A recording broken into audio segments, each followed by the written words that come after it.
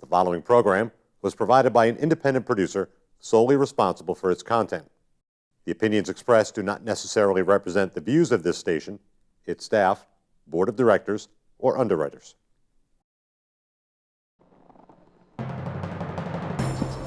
Every day, citizens around the country are faced with new dilemmas. Dilemmas that affect them profoundly. Whether it's injustice, discrimination, falling through the cracks, scandals and cronyism, balances of power, ethics, religious freedoms, state versus citizens, and unfunded mandates, and the list goes on and on and on. Welcome to Speak Up. It's directed at those who have fallen through the cracks, and it gives them a voice. It's your turn to speak up. To stand up and fight back.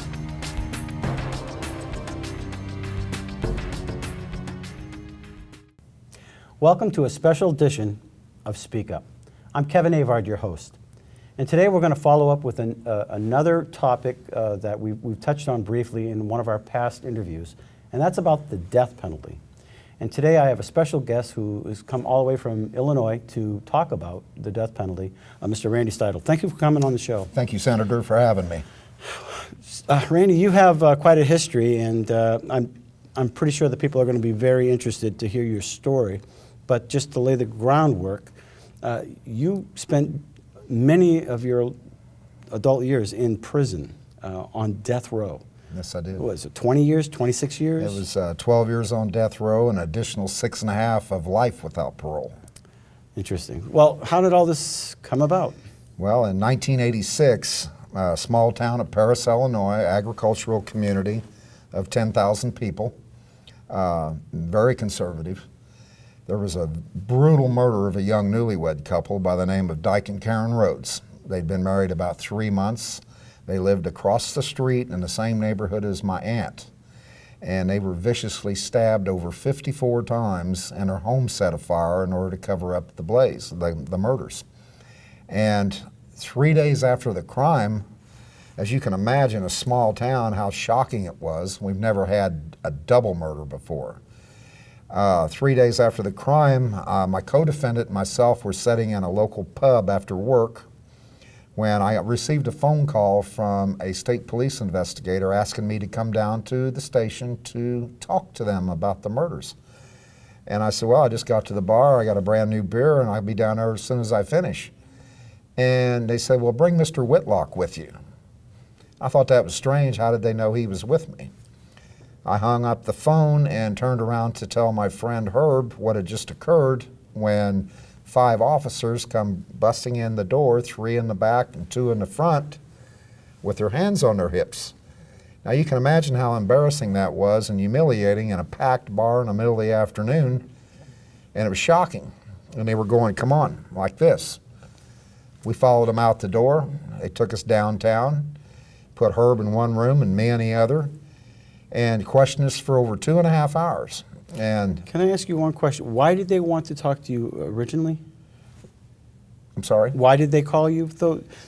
I have no clue other than the fact that they were canvassing the neighborhood, asking people if they knew anything. Right. I thought I missed something because as you're telling the story, all of a sudden we go into that point where they're calling you. Right. And I had no idea why they would pull me out of a public place like that, when I told them I would be down to the police station. So I went down there and cooperated fully with the police. I was raised to believe in authority and always cooperate. And I gave them my alibi, who I was with, where I was at, and so did Herb, and after 2 hours we were released. Well, we went back to the bar, and everybody was pointing fingers at us saying, we heard you guys got arrested. And I said, no, we were just questioned. But it still troubled me as to why they would come in a public bar. As we know, bars are rumor mills anyway, and especially in a small town. And it proved to be so for the next 7 months. I couldn't go anywhere in that town without fingers being pointed and people whispering that there's Whitlock, there's Stidle, they're under investigation. And 7 months later, February 19th of 1987, there was a knock on my door. 5 police officers walked in, put me on face first on my carpeting, handcuffed me, leg irons on, and took me downtown, put me in a holding cell and read me my rights. Again, I reiterated my alibi, who I was with. I told them I didn't have anything to do with this crime. I cooperated fully with you people. And about that time, the door opens, and my little brother, who had been a city police officer for 7 years and had just become an Illinois State police officer, walked in and sat down and looked at me straight in the eye, and he says, "Randy, I've talked to the prosecutor, I've talked to the lead detective. They assured me and guaranteed that they won't seek the death penalty if you confess to this crime." And I can't repeat the exact words I screamed at my little brother then, but he got mad and slammed the stool down and said, "They don't arrest people that aren't guilty." So I come to realize the blind faith that my brother had, that the state police do not make mistakes. And he assumed his brother was guilty. I screamed back at him to find me an attorney. Well, within 2 days, I ended up with an attorney who might have been a DUI attorney on Monday, a divorce attorney on Wednesday, and might be handling a mild criminal case on Friday. That's how naive I was to the system, because I'm innocent. I didn't do it. All I got to do is have an attorney to work with and get on the stand and tell my side of the story. Were you married at this time? Yes, I was. I was married, and I had a 9-year-old son and a 14-year-old daughter. And I'm sure they were just traumatized by this. Oh, as well. it's devastating. Devastating to the whole family. So so what happened after that? So after this attorney showed up and was going to represent me, said, "Well, it's the best case I've ever heard." I laid out my alibi to him just like I did to the police. You know, and once I got the discovery within a couple of days, I realized the state had 2 alleged eyewitnesses that said they watched me butcher this young couple, taking turns using Debbie Reinboldt's knife, who happened to be an alleged eyewitness in the bedroom, and said that she loaned the knife to me and Whitlock, and we took turns stabbing this young newlywed couple to death while she sat on the bed holding Karen Rhodes down, patting her on the back, saying, "Don't worry about a thing, everything's going to be all right." And the other alleged eyewitness that the state used against me was the town drunk, who had 5 DUIs, 3 convictions for deceptive practices, and was facing 30 days in jail. And Debbie Reinboldt was a longtime alcoholic and drug addict, had been institutionalized, and she'd been a prostitute since age 13. These are the type of witnesses that said they watched Whitlock and myself commit this murder, but yet they both testified under oath in front of my jury that they did not see each other there. Shocking. I thought my attorneys would be able to impeach them because nothing they said corroborated each other. Was there a prosecutor that tried to get them to corroborate their story? It was 3 weeks before the murders happened. Herb Whitlock and myself had went to the FBI in Danville, Illinois, and reported Mike McFatridge, the prosecutor, and 2 dirty cops to them for protecting drug distribution and money laundering and gambling in that town. So you blew on this particular prosecuting attorney, and now all of a sudden you're accused of a double homicide. Correct. And we found out through the years that it was what Karen Rhodes saw at work a week before she was murdered that ended up getting her killed. She saw her boss, Bob Morgan, loading machine guns and large sums of money in the trunk of his car going to Chicago. And it scared her because they dealt in receipts only. They didn't deal in cash. She wanted to quit her job. He told her, "No, you can't quit." And at that particular time, Bob Morgan had become extremely wealthy almost overnight. Next door to his business was Joe's Pizza. It's Joe Vitale, which the Vitale Sicilian mob. And in the 1980s, they were one of the pizzerias in Illinois that was a hub for an international heroin ring. And The Sicilian mob was part of the Gambino crime family. Back then, John Gotti was the head of the Gambino crime family, and he had instructed the Sicilians, do not be moving heroin during my trials, in which we know John Gotti had several trials that he was acquitted on. Now, she's working for Morgan, and Morgan is a relationship to you in any way, or? Not a bit, no. No, he was just a businessman in town that was kind of a philanthropist. You know, he donated to the high school. He was a part owner in a bank, somewhat of a pillar of the community. How do you know she saw those guns going in his She trunk? went home and told her mom and dad and her boyfriend, or her husband, what had happened and what had taken place. And they testified to this? Yes. To who? Well, she testified to her mother, and her mother testified for the defense. So now we have a potential prosecuting attorney that's got an issue with you. A murder happens. They got to pin it on somebody. Out of the blue, you're sitting at a bar, and you two guys are a nice scapegoat. Out of the blue. Basically, yes, a patsy. All right, and so the jury sees that these two people aren't their stories aren't corroborating, and by then everybody would say, well, wait a minute, the judge would say, well, throw that out.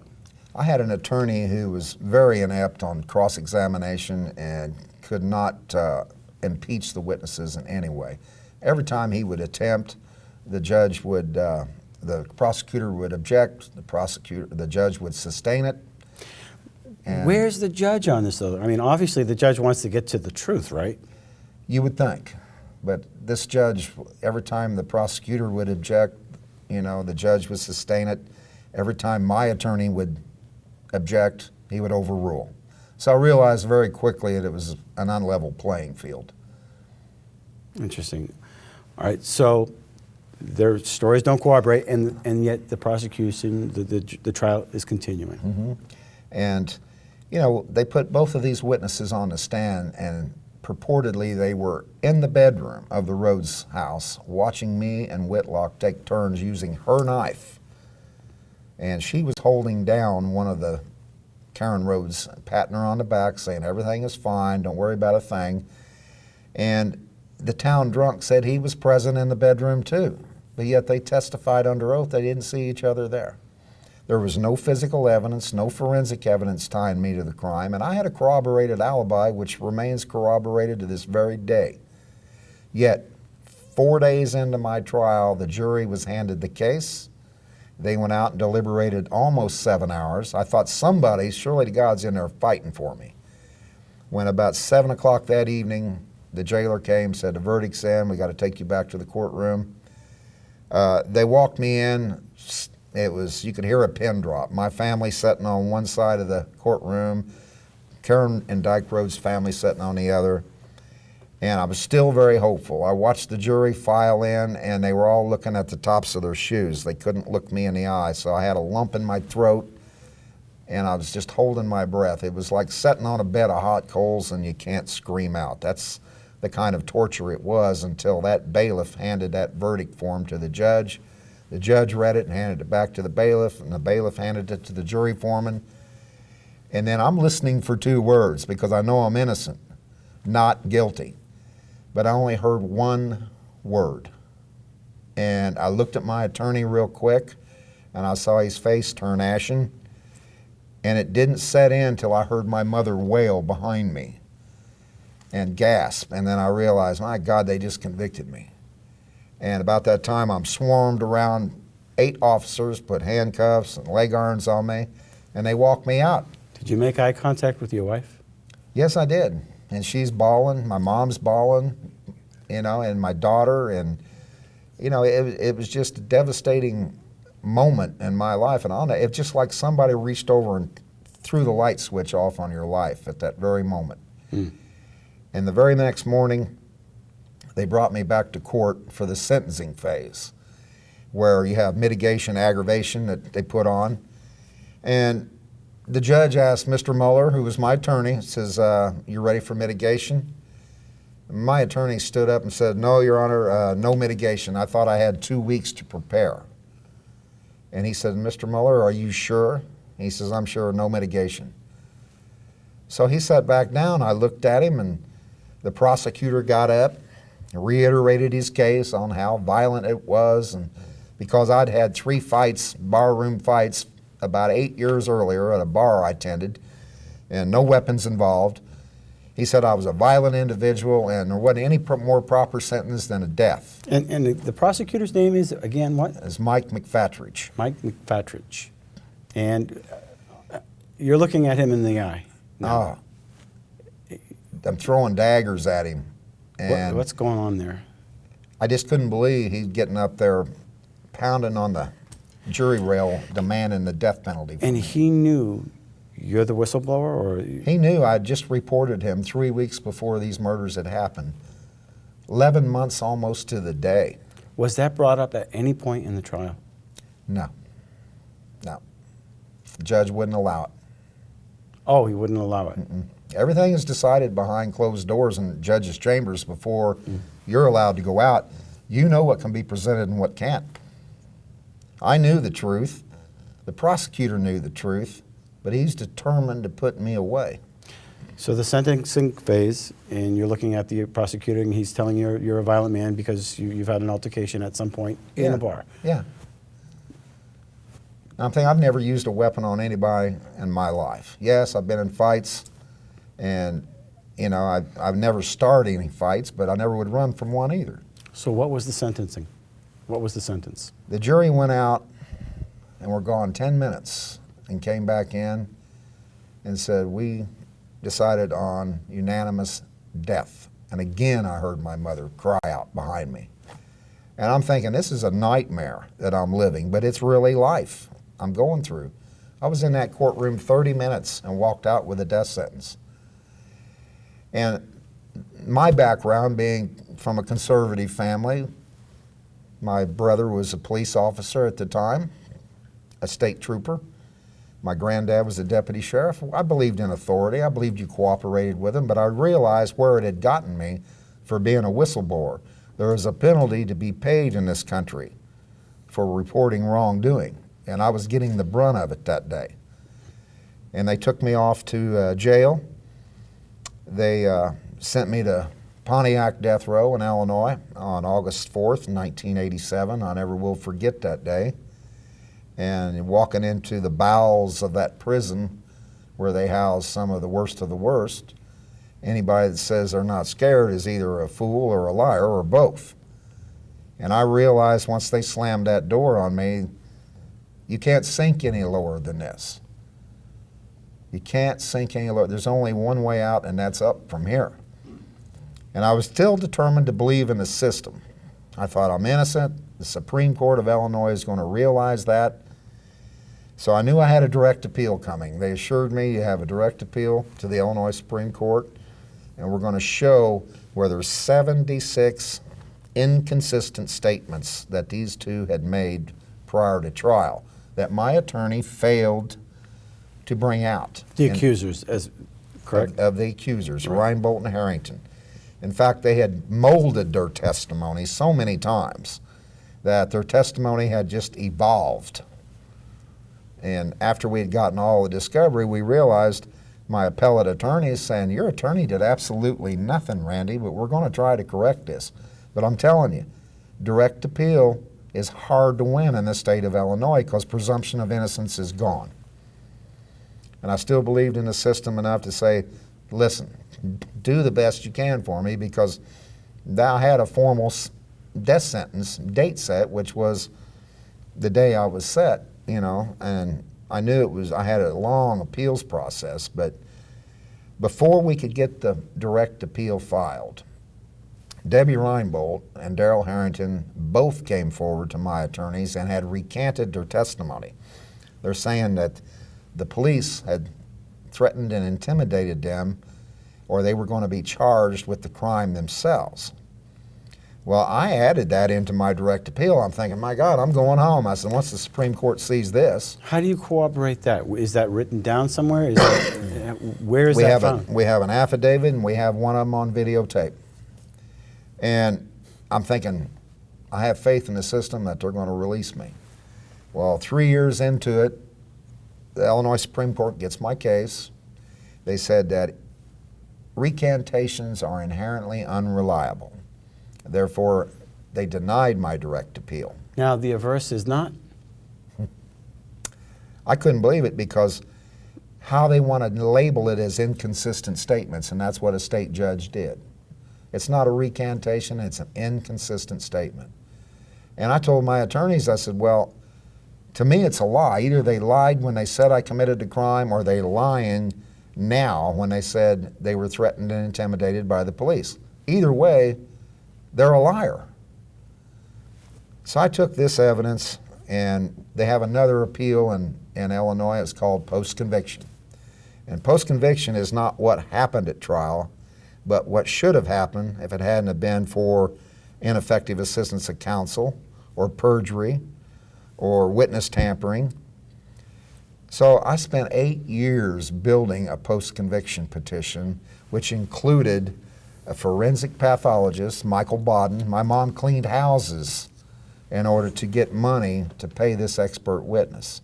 I'm curious, with those confessions and of course the retraction, isn't that witness tampering? I mean, if there's are the police or the authorities or the prosecutors, can they be charged with witness tampering? Police and prosecutors are allowed to lie to witnesses to gain a confession or a statement.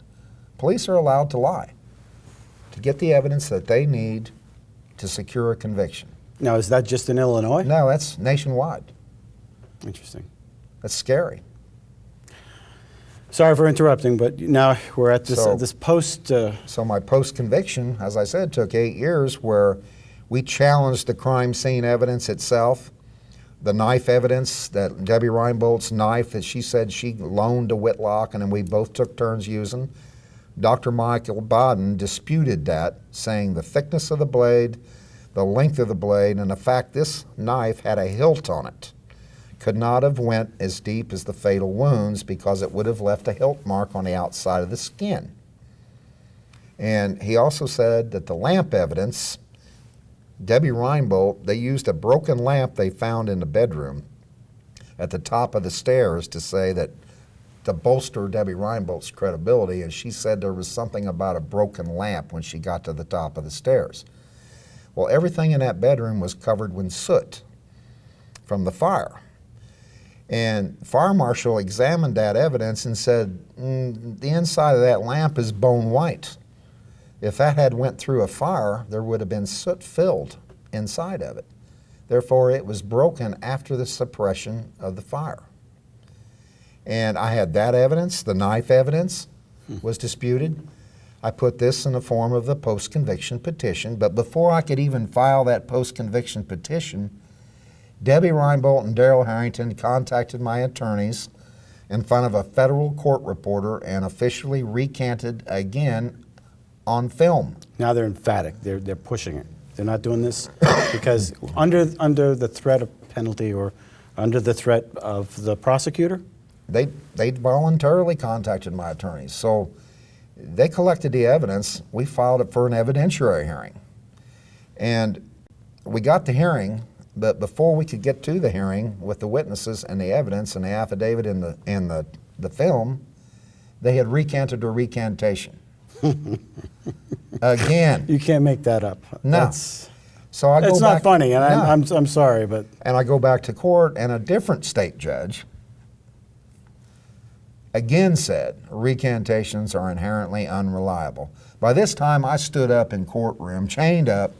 I'm saying, how many times is she going to tell a different story before you call it a lie? This is my life we're talking about. You can call it an inconsistent statement if you want. But there sat the original prosecutor and the two dirty cops in front of the witness stand, looking at Debbie Reinboldt and Darrell Harrington with dagger eyes, threatening and intimidating her. Who are the dirty cops?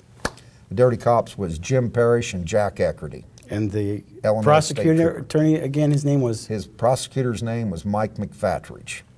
I just want to keep repeating that. And to think that a different state judge, not the trial judge, but my third state judge ruled against me again. And so I was devastated. My mom was devastated. It wrecked her health. My children were devastated. They were teased at school. I'd got my second execution date. All three judges saw the same evidence. And all The three, recantations. no physical evidence, no forensic evidence tying me to the crime, and I had a corroborated alibi. But how do you defend yourself when you have a drunk and a mentally ill woman go like this?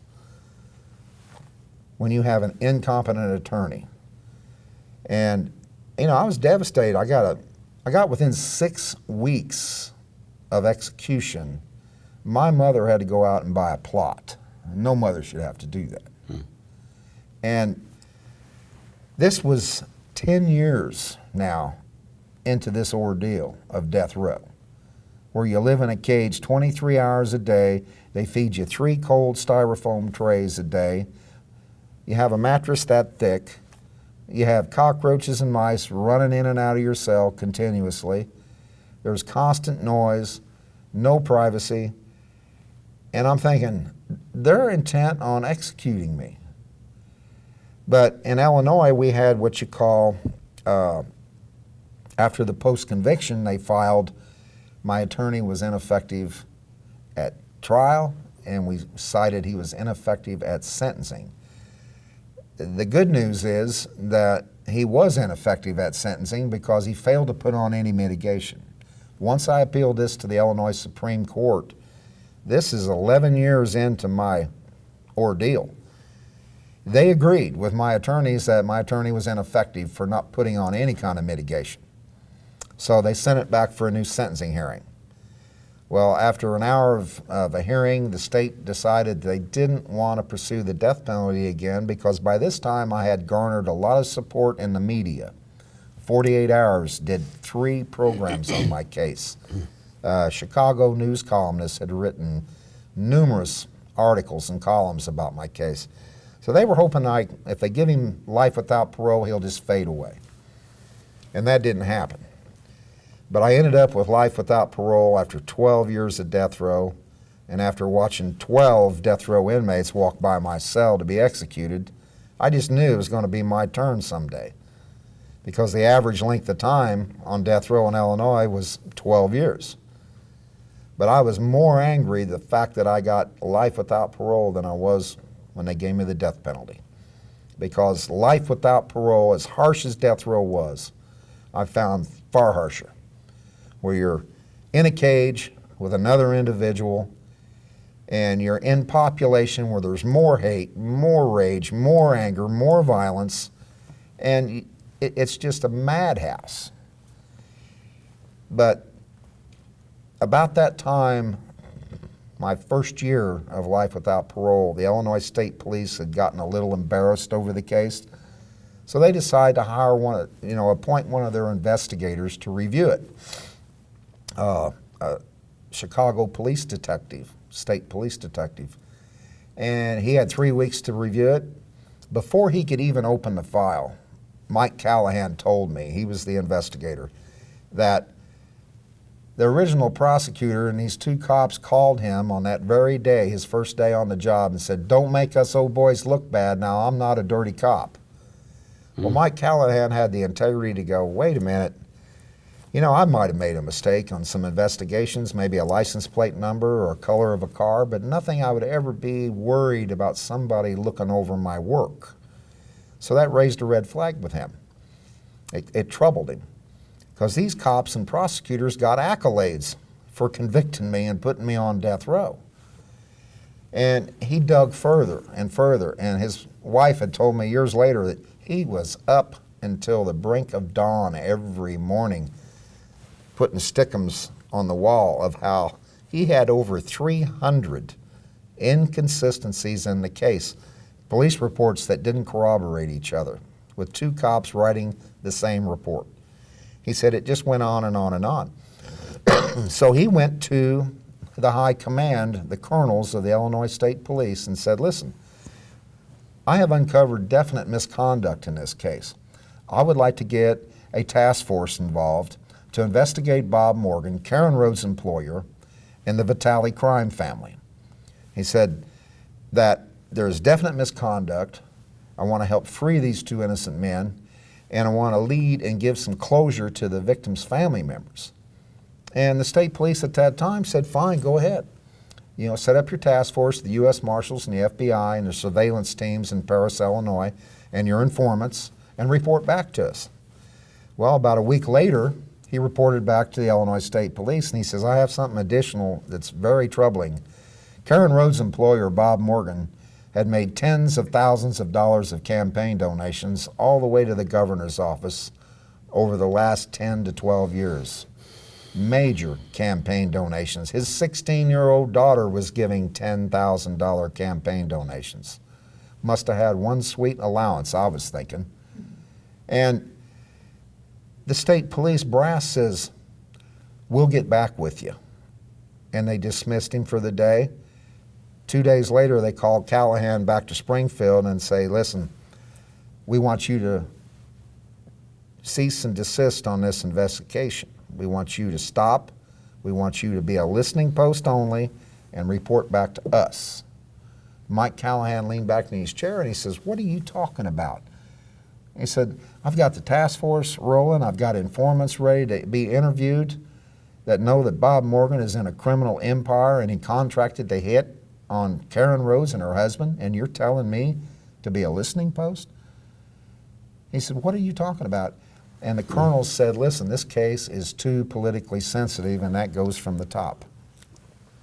Now, you got to ask yourself, where's the top when you're at the top of the state police? And what has happened to our justice system at this point? Where is justice? Where, if you don't have the money, if you don't have the right lawyer? By this time, Senator, I had exhausted all my state appeals. It was an exercise in futility. Through my state appeals, I had one shot left, was a habeas corpus, federal petition, and you and I both know that after 14, 15 years of state court findings, that a federal judge that reviews that petition assumes that all state court findings are correct. So I knew I was probably going to die in prison.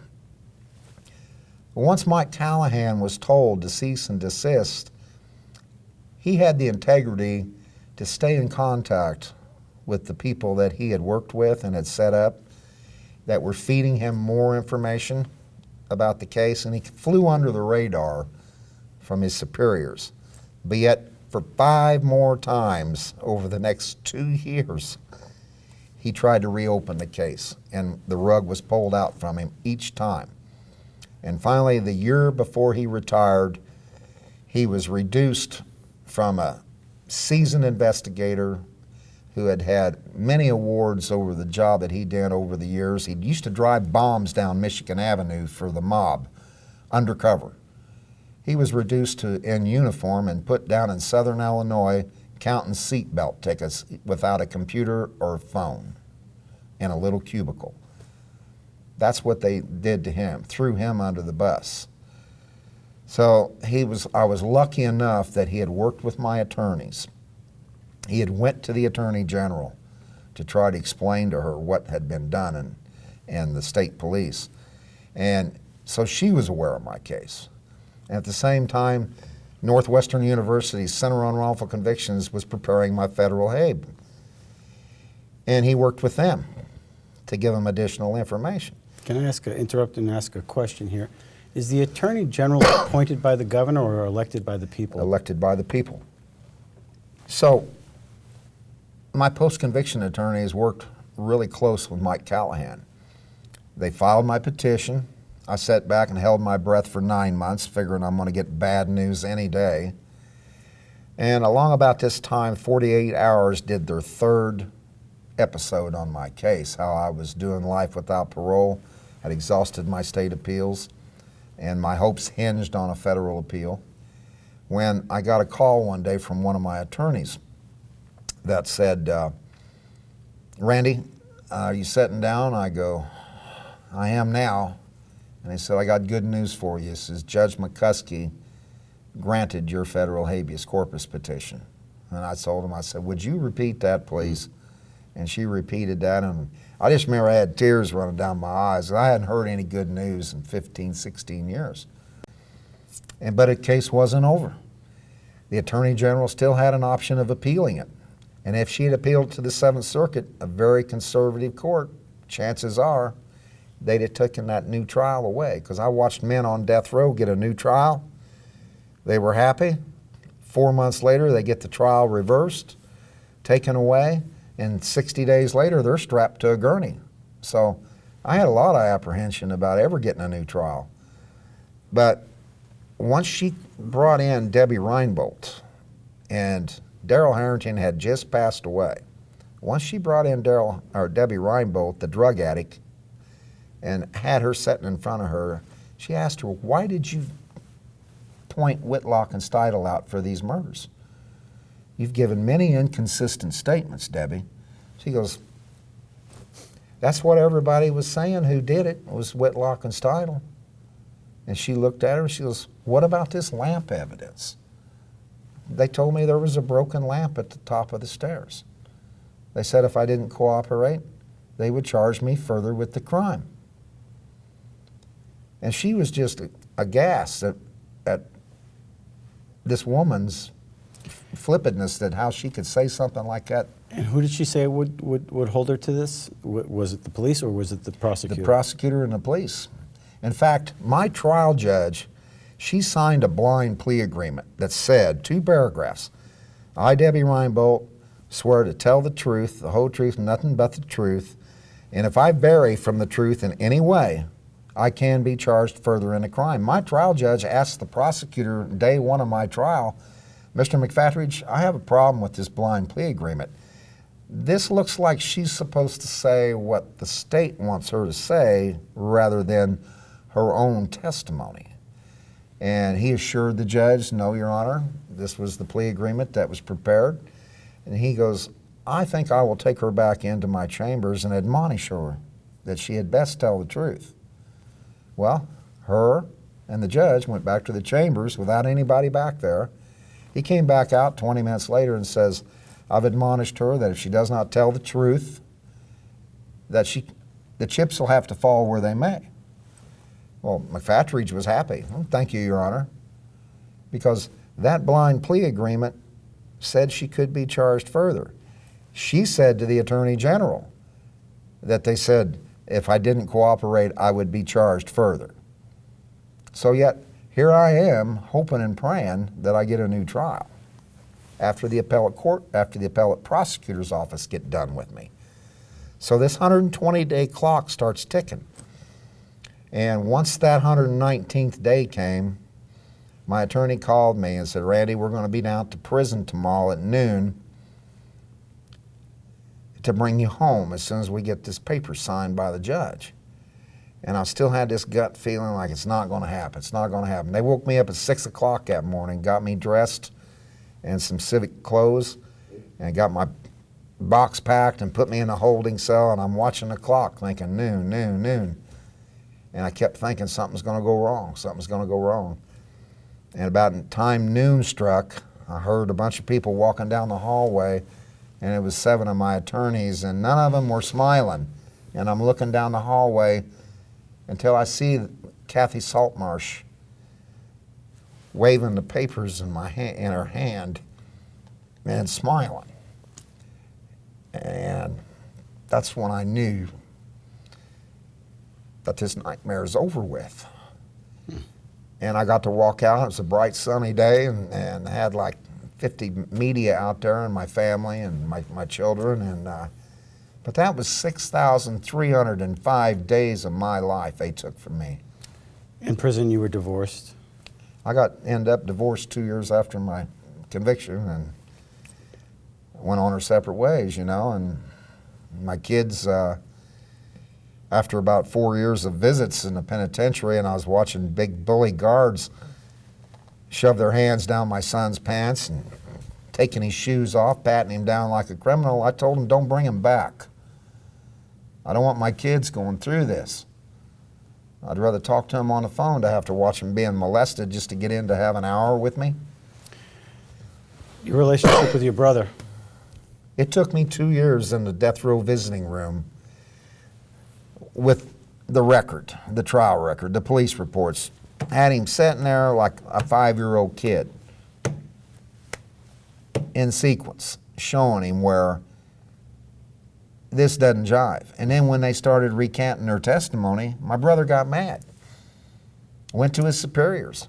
They told him, stay out of it. You're not on this case. They didn't even want my brother being a brother, let alone snooping around in the work that was done. Now, was there anybody that came in to finger the real? To finger? The real criminals. Mike Callahan laid out a roadmap right to the front door of Bob Morgan's house, and he said that there were two brothers, an outlaw motorcycle gang who was contracted to commit the murders. They were enforcers for the mob, the Board brothers, and they were the ones that did it. But the Board brothers had been charged with an additional murder and acquitted about 6 months before my release. That's the kind of powerful attorneys that they had, mob attorneys. And the Illinois State Police had no interest in solving that case because of the corruption. It went from the small town prosecutor all the way up through the state courts, all the way to the governor's office, because at the time, we all know George Ryan, state of Illinois governor at the time, had his own criminal investigation pending, and he ended up doing 7 years in prison. Yeah. And he had told the Illinois State Police, you are the eyes and the ears of the governor's office. So they circled the wagons around the governor, pulled the rug out from Mike Callahan's investigation, and were willing to let me and Whitlock die in prison in order to protect the governor. Now you're free. You're obviously sitting here in the studio, and you're going around the country from time to time to tell your story. You're in what type of organization to help I work others? for an organization founded by Sister Helen Prejean. She was the author of Dead Man Walking. The movie preceded the book.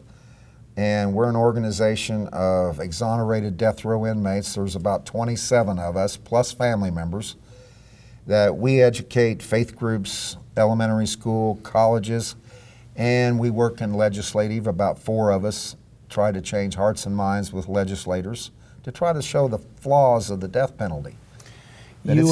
You had mentioned that, of those people that actually went to the death chambers, that they would shake your hands and you would look at their face, and instead of horror, you saw a sign of relief.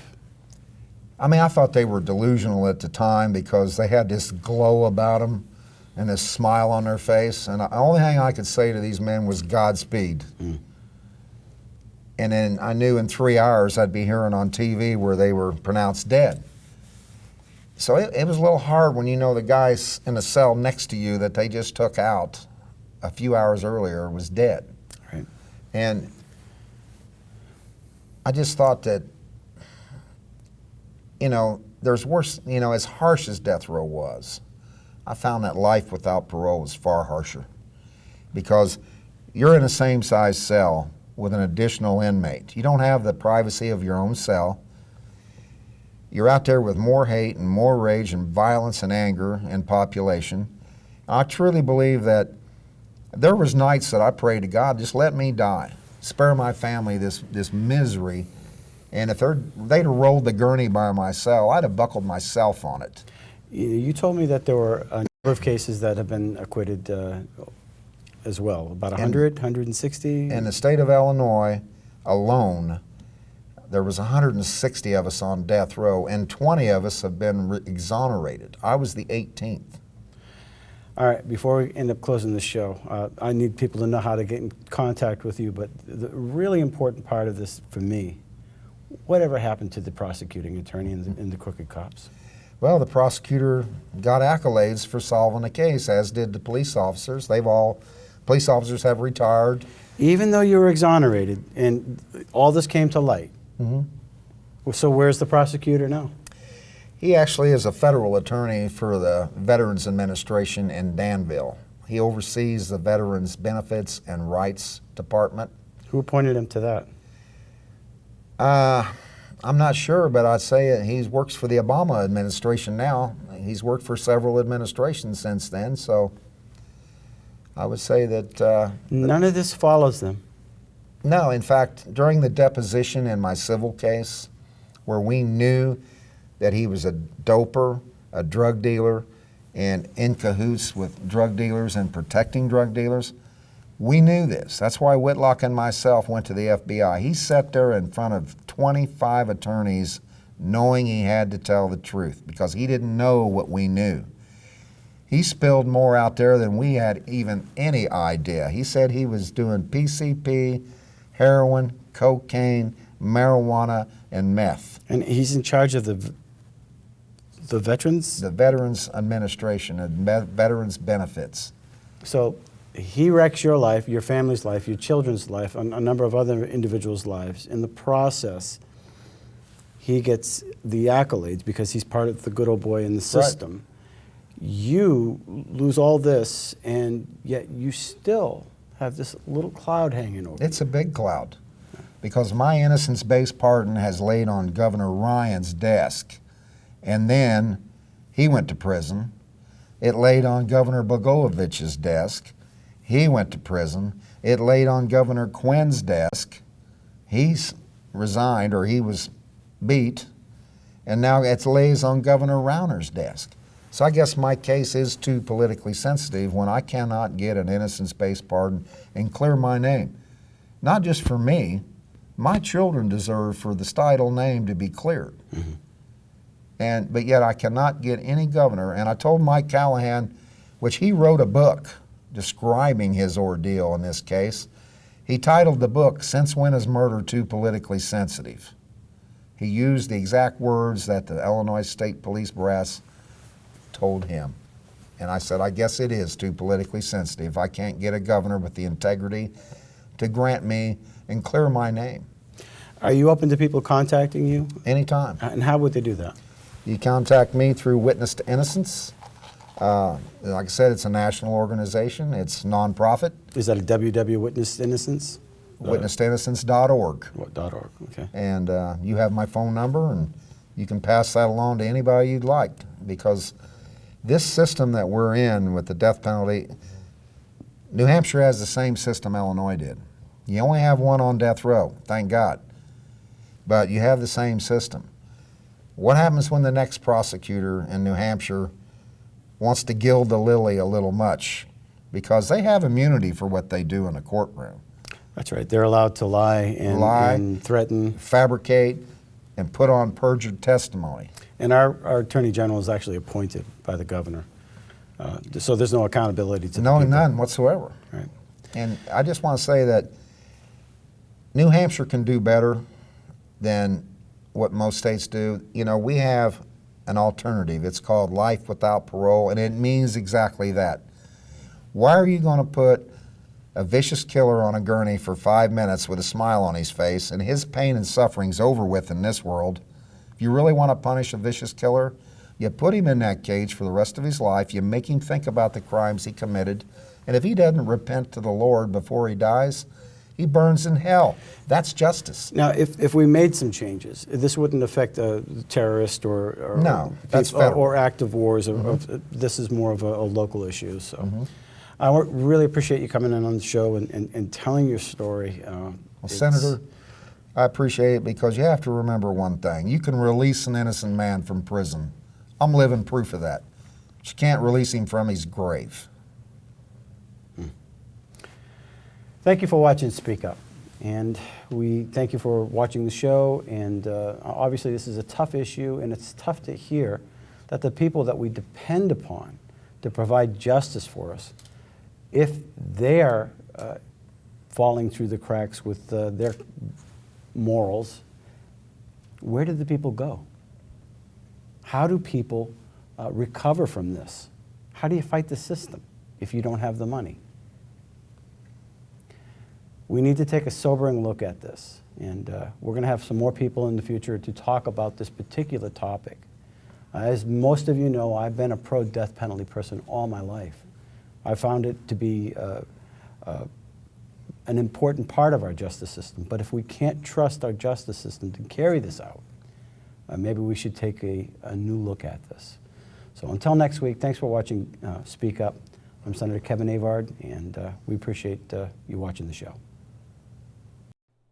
Thank you for watching Speak Up, and we want to thank our sponsor, Avard Cleaning. If you have a carpet job, call Avard. They're the best in town. And if you have a story and you want to be heard, contact me, Kevin Avard, at speakupnh@gmail.com. That's speakupnh@gmail.com. We'll get your voice heard. Thanks for watching. Until next week. Every day, citizens around the country are faced with new dilemmas. Dilemmas that affect them profoundly. Whether it's injustice, discrimination, falling through the cracks, scandals and cronyism, balances of power, ethics, religious freedoms, state versus citizens, and unfunded mandates, and the list goes on and on and on. Welcome to Speak Up. It's directed at those who have fallen through the cracks, and it gives them a voice. It's your turn to speak up. To stand up and fight back.